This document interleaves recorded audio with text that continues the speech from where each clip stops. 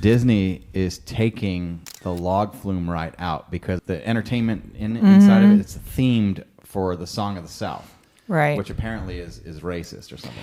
It's the Zippity Doo-Dah song. When I was a kid, my mom, she used to tell the story all the time. She would go zippity doo, and at that zip, I would bust out laughing like that little baby meme that falls over, right? But they're saying that it's racist or whatever, and I've been on that ride recently. Isn't a black man the one who wrote that song?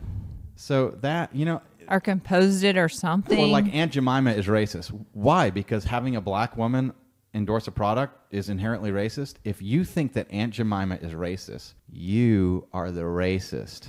Right. I've never even thought of it like that. Aunt Jemima was a very successful businesswoman and was a huge success with that whole campaign if you look at the history of that. Right. And to say that it's racist, you're the racist. Right. There's no question. The funny thing about Disney taking out Splash Mountain, because, they're doing the whole Tiana. I think they're rebranding Yeah, it, they're right? doing it as the Princess Frog ride. The Princess Frog? Yeah, like Tiana. I don't know which the Princess Frog is. It's the Bayou. They're going to do like Louisiana Bayou. Oh, is what they're doing. Not really any different? You've never seen the Princess Frog? But they're just not going to... No. Oh, well, it's a When's Disney. that from? Recent? No, it's been a while. But it's so they're taking one that's 40 years old and replacing it with one 20 years old?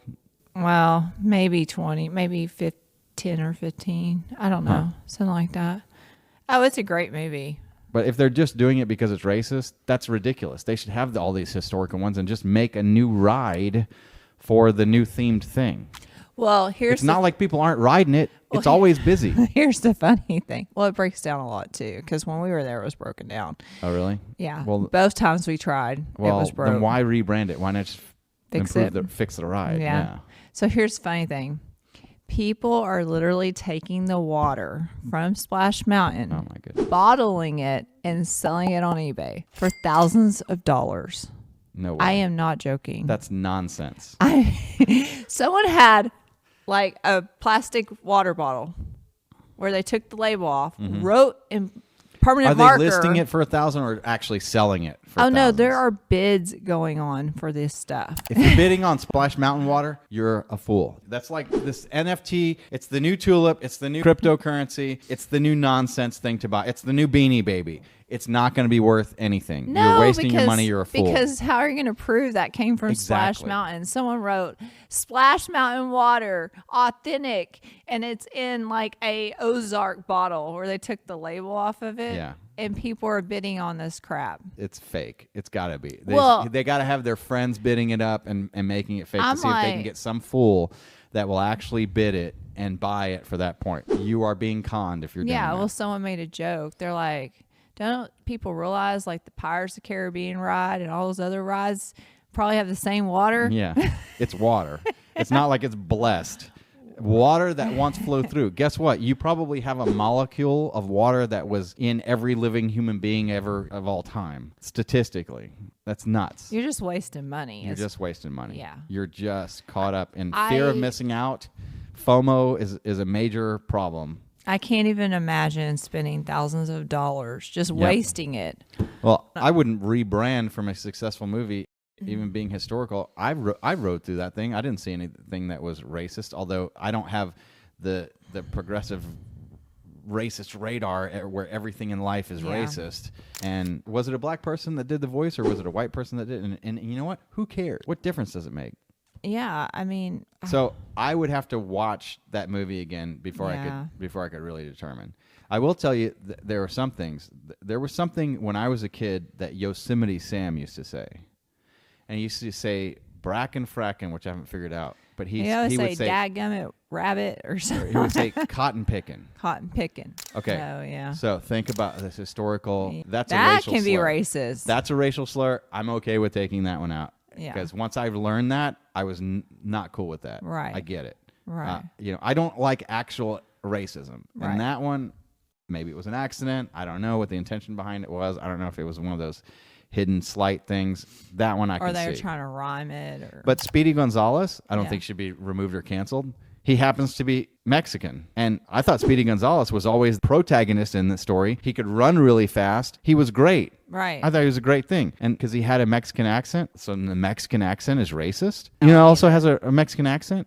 Mexicans. Right. You know who has a ridiculous accent, and a Spanish accent? Is me when I try and speak Spanish in Mexico. Right? Yeah. I deserve to be made fun of for that. Yeah. Am I a lesser person if I go to Mexico and if they make fun of me? Whatever. I don't care. I actually have self-confidence enough. If Mexicans are here and they have a different accent, I look at them and going, they can speak 2 languages. That's impressive. Right. To say that, anybody that exhibits any kind of ethnic characteristic is racist, that's nonsense. That's nuts. Well, then, and if you think that, you're the racist. Right. Well, then if everything's exhibited as a white person, wouldn't that be considered racist too? If you think about it, then we're only classifying one category. Like, no. Children need to be able to relate to different things. Mm-hmm. And if Speedy Gonzalez is someone a child can relate to because they're Hispanic, then great. And same thing for Tiana and Princess Frog. She's black. If a little black girl can relate to a princess that way, you know, because all the princesses were white. Like, we need diversity.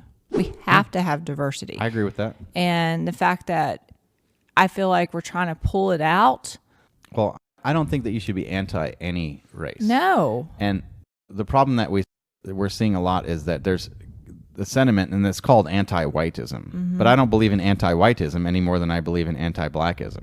Right. Or something, an anti-Hispanicism or fill in the blank, whatever it is.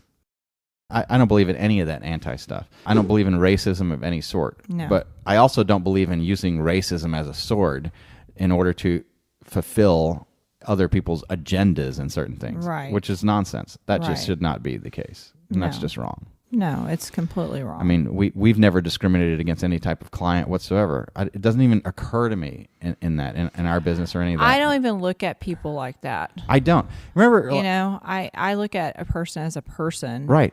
I love getting to know different people and the more people that I know, the more. I mean, everybody just yeah. looks like a person to me. Right. I've always been that way.